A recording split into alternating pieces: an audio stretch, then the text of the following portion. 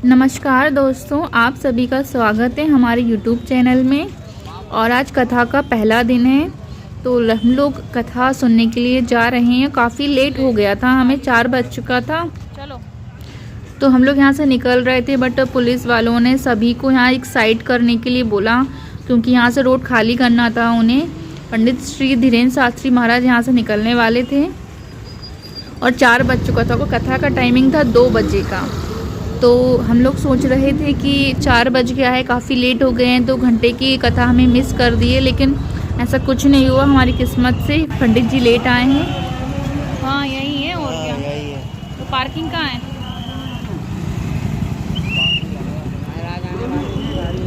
कौन से महाराज आने वाले? अभी आए नहीं, आने वाले 5 मिनट में। उनकी कथा चल रही थी ना। हाँ यहाँ से आने वाले। हाँ इधर लगाने वाले।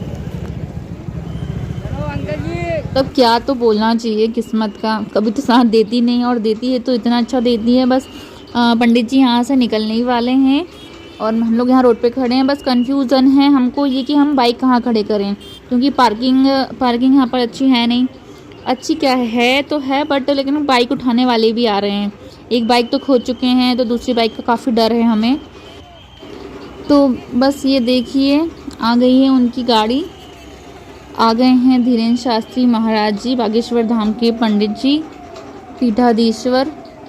और इतने अच्छे से सबको हाथ जोड़ के प्रणाम करते हैं। हम तो कभी उनसे मिले नहीं हैं, बट लेकिन देखने से ही उनके फेस से एक रौनक सी आती, चमक होती है ना। भगवान को देखा है, लेकिन भगवान उनमें ज़रूर दिखते हैं। तो बस यही राज है पंडित जी का। और यहाँ पर आके पता चला है कि उनके कितने भक्त हैं। जो अपन देखते हैं टीवी में, इतने तो पब्लिक दिखती नहीं है, लेकिन यहाँ आके पता चलता है कि लोग कैसे कहाँ कहाँ से लोग आते हैं, कितनी दूर से आते हैं।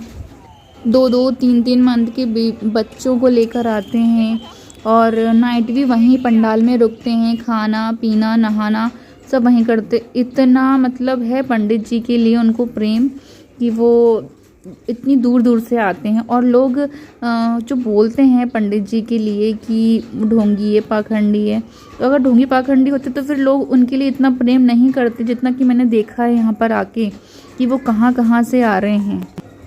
जो लोग पंडित जी के लिए गलत बोलते हैं, तो उनसे सिर्फ इतना ही कहूँगी कि एक बार उनके दिव्य दरबार में ज़रूर जाएं, क्योंकि पंडित जी ने भी बोला है कि हर इंसान का एक ना एक कांड ज़रूर होता है। तो उनके सामने ज़रूर जाएं। तुम्हारी जब पोल पट्टी खोलेंगे तो शायद तुमको उन पे विश्वास होने लगेगा, या उनकी कथा में बैठकर तुम्हें कुछ सीखने को मिलेगा। जब हम कथा में बैठे थे तो हमारा उठने का ही मन नहीं कर रहा था। और यहाँ हमने मेन गेट पर हमारी बाइक पार्क कर दी थी, और यहाँ से हम सोच रहे थे कि थोड़ा पास में ही होगा पंडाल, लेकिन हम चलते जा रहे हैं और इतना लंबा रास्ता था, यहाँ से काफ़ी अंदर था पंडाल। हमारी लड्डू भी बहुत इंटरेस्टेड थी पंडित जी को देखने के लिए, मिलने के लिए।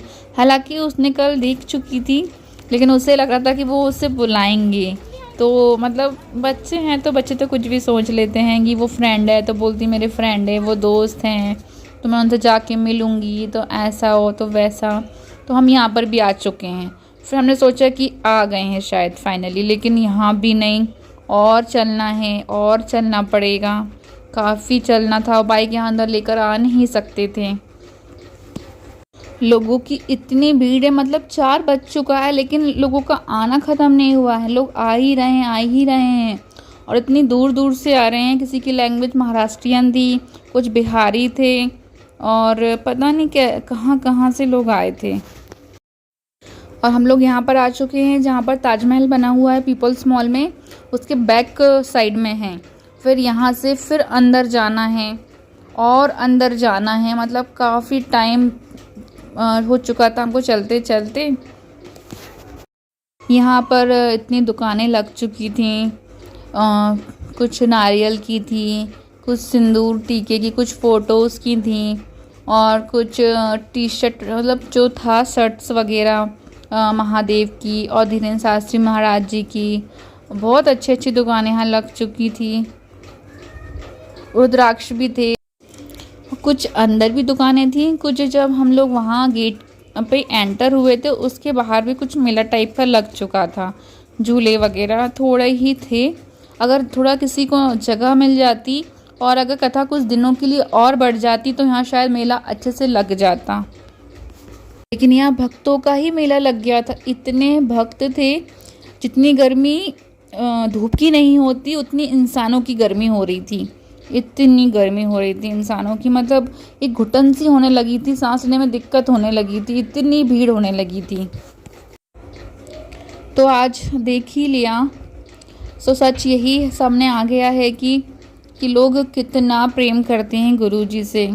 वो भी एक भगवान मानते हैं, जितने भक्त हैं उनको भगवान मानते हैं। उनकी एक झलक के लिए पता नहीं लोग क्या क्या करते हैं, कहाँ कहाँ से आते हैं। हम तो यही सोच रहे थे कि कैसे रुक जाते हैं, हम तो बस यहीं पास के लोकल से ही आए हैं, लेकिन लोग कितनी दूर से आते, कैसे एडजस्ट करते होंगे, कैसे खाना पीना सोना वगैरह कर लेते हैं। लेकिन ये सब गुरुजी का प्रेम है, भक्तों का प्रेम है गुरुजी के लिए।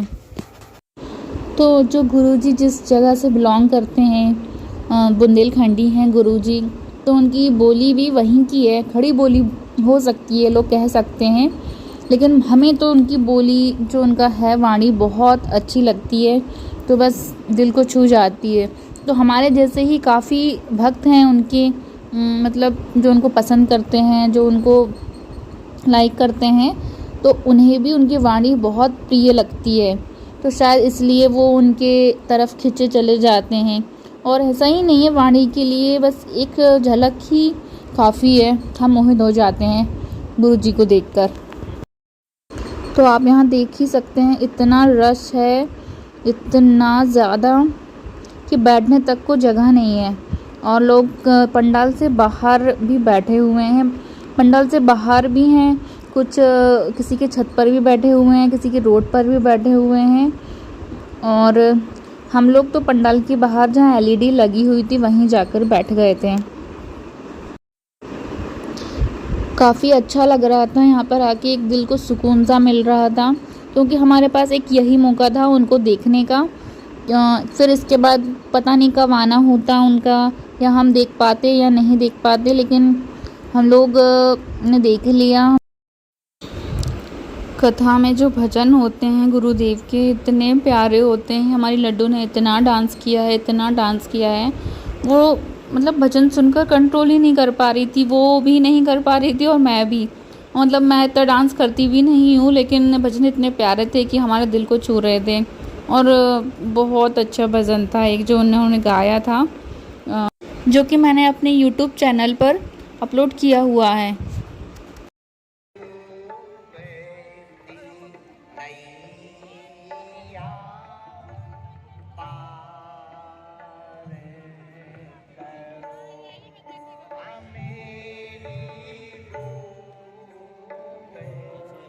हुए तो वो एक ही है, और सबसे बढ़िया श्रोता कोई हुए वो भी एक ही है। अनंत बलवंत परम संत भगवंत श्री हनुमंत लाल जी महाराज। आप हनुमान जी की ही कथा क्यों करें? हमने कहा सुनो, और देवता चित न धरई हनुमत से सर्व सुख। एक हनुमान जी ऐसे हैं जो सब सुख दे सकते हैं, और तो और सुख के बाप का नाम महासुख। जो यह पढ़े हनुमान चालीसा ओही सिद्धि। हनुमान जी सिद्धि भी देते हैं, और सिद्धि कौन? अष्ट सिद्धि नवनिधि के असुवर अरे इतना ही नहीं, जो 7 बार पाठ कर कोई, जो 7 बार पाठ कर कोई, सुख का पाप छूटे बंद